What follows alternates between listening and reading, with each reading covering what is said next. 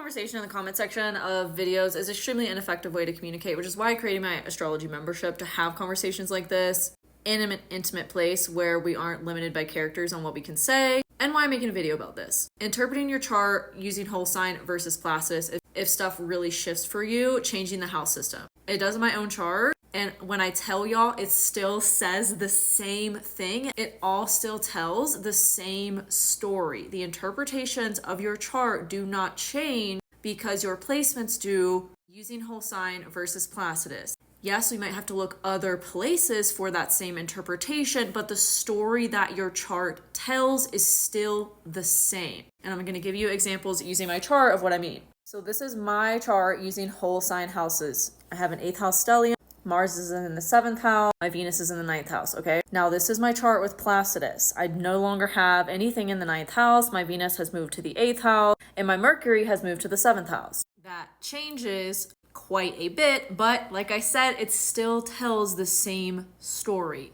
Okay, Mercury in the 7th house with Placidus, let's interpret that. Mercury in the 7th house, communication, mindset, is very sensitive to my relationships and who I'm around, who I'm with. This would indicate that I could change up my communication depending on who I'm around or who I'm speaking to kind of be a chameleon, so to speak, and fit in. Well, with whole sign, my Mercury's in the 8th house, so where is that?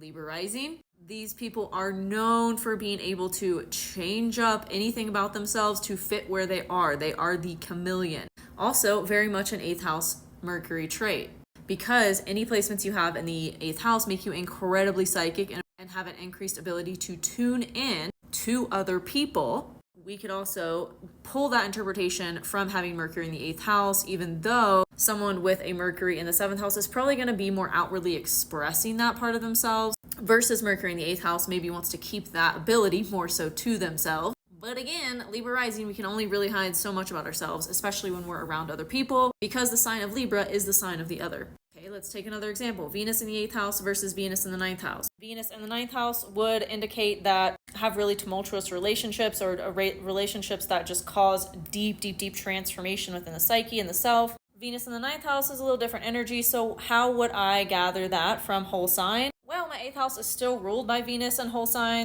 bringing that energy to my Venus placement no matter where it is in my chart. And my sun in whole sign is in the 8th house, the identity, the ego. The 8th house rules those deep commitments we have with another person when we start to merge resources, which would indicate by just having Sun and Mercury in the 8th house that those types of relationships, for me, induce a deep transformation. I also have an out of sign Venus opposite Pluto, which would bring that energy as well. So yeah, just a few examples of how no matter what house system you're using for your chart, it still gives you the same story.